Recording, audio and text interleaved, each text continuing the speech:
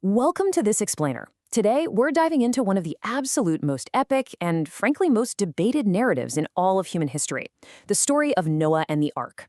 We are going way beyond the standard Sunday school flannograph here. We're going to unpack the actual fascinating logistics of building this massive vessel, how on earth thousands of animals were gathered and cared for, and the really profound theology behind the Rainbow Covenant.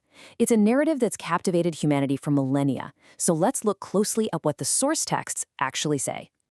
Here's our roadmap for today. We'll start with why Noah was chosen, look at the century-long build of the giant ark, figure out the logistics of gathering the animals, explore the Rainbow Covenant, and wrap up with some incredible lessons in faith and grace. So, Genesis establishes incredibly high stakes right out of the gate. It paints a deeply bleak picture of a world so corrupted that the intent of the human heart was only evil, which, the text says, caused the Creator profound grief. We're talking widespread societal collapse and moral decay that essentially prompts a global judgment. But then, right in the middle of this dark picture, one guy stands out. Noah is chosen to survive. Not because he's absolutely flawlessly perfect, but because he uniquely found grace in a fallen world. Section 1. Why Noah was chosen. Grace in a fallen world. The original Hebrew text calls Noah tzaddik, which translates to righteous.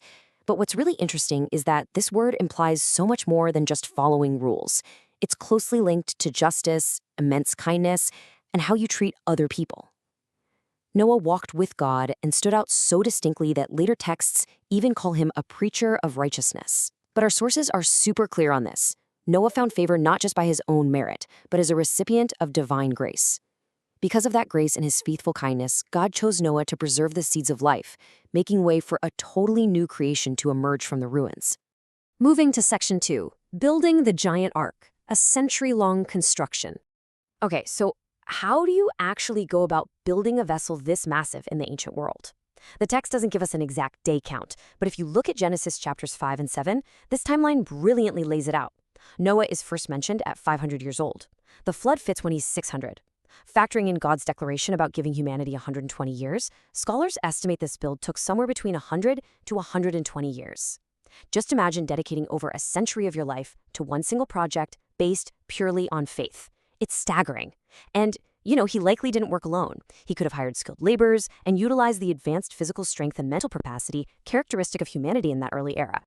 To really wrap our heads around the sheer scale of this thing, God told Noah to make the ark 300 cubits long, 50 cubits wide, and 30 cubits high. Using a standard ancient cubit, that is a staggering 500+ feet in length. It absolutely dwarfs early wooden ships and holds its own against modern steel ocean liners like the Titanic. Honestly, it's pushing the absolute maximum size known to be mathematically and structurally possible for a purely wooden vessel. It was an incredibly sophisticated blueprint. Here is a totally fascinating detail from the original language. The Hebrew word used for the ark is teva. It's an incredibly obscure term. In fact, it only pops up one other time in the entire Bible, to describe the tiny wicker basket that saved baby Moses on the Nile. This completely separates the ark from a standard navigational ship. It had no sails, no rudders, no steering wheel. The word teva conceptually means a covered lifeboat. Its one and only job was literally just to stay afloat. All right, Section 3, gathering the animals, the logistics of the cargo. Now, a massive misconception is that Noah had to travel the globe like some exhausted zookeeper, frantically wrangling exotic animals from every corner of the earth. But the text actually indicates he didn't have to search for them at all. God told him that 2 of every kind will come to you. The Creator simply implanted a homing instinct, guiding them directly to the ark right on schedule.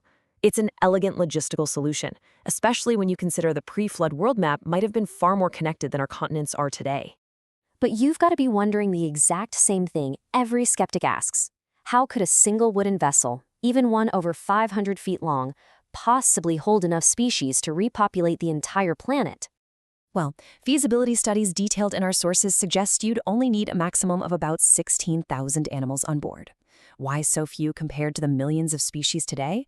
Because the ark only carried air-breathing, land-dwelling creatures and birds. Fish, insects, and amphibians survived naturally outside the ark.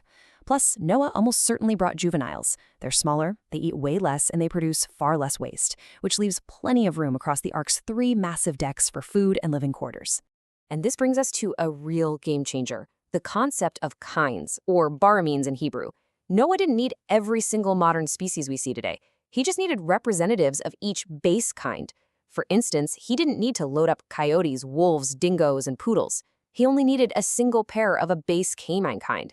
That one pair contained all the incredible genetic information necessary to branch out into the vast, beautiful diversity of dog species we observe today. It makes the cargo list incredibly manageable. Okay, but how do 8 people care for a floating menagerie without a modern zoo staff? If we look at the original Hebrew again, the word ken, which is often translated as rooms, literally means nests.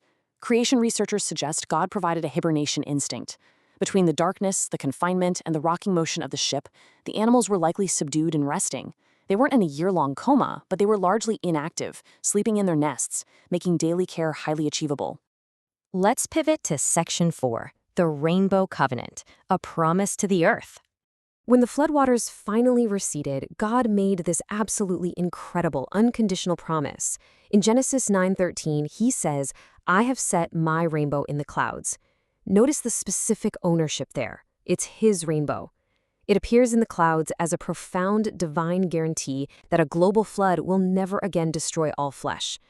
It's an everlasting covenant initiated entirely by the Creator, and it requires absolutely nothing from humanity to stay in effect. It is a pure act of grace. The rainbow is really this deeply multifaceted symbol. It's a permanent, divine promise of mercy deliberately overruling judgment. It serves as a vivid link back to creation, reminding us of God's ongoing care for the physical world. Theologians also call it a breathtaking bridge of grace, stretching from heaven down to earth. And beautifully, its scope is completely universal. This covenant wasn't just made with Noah, it was made with every single living creature and the earth itself. Which brings us to our final part, Section 5, Lessons in Faith and Grace, the Ark as a Metaphor. Think about the biblical blueprint for a second. The Ark was designed with only one single door set in its side. Just one way in for Noah and his family to be saved from the waters. Our sources draw a direct, powerful theological parallel here to the singular gift of spiritual salvation. The text makes a point to note that God himself shut the door once they were inside. It's this perfect, harmonious blend of human responsibility, willingly walking through that open door, and divine sovereignty, with God ultimately securing their safety. In the Christian tradition, Jesus is viewed as this ultimate ark, the single welcoming doorway to rescue and redemption. Drawing from this beautiful metaphor of grace, faithfulness, and the ark's single door of rescue, the narrative naturally challenges us to consider our own standing. Noah's salvation was completely dependent on God's grace, totally unearned, yet given freely to those who just stepped through the door in faithfulness. And so we want to leave you with one final, deeply personal question to reflect on today. Have you received that gift?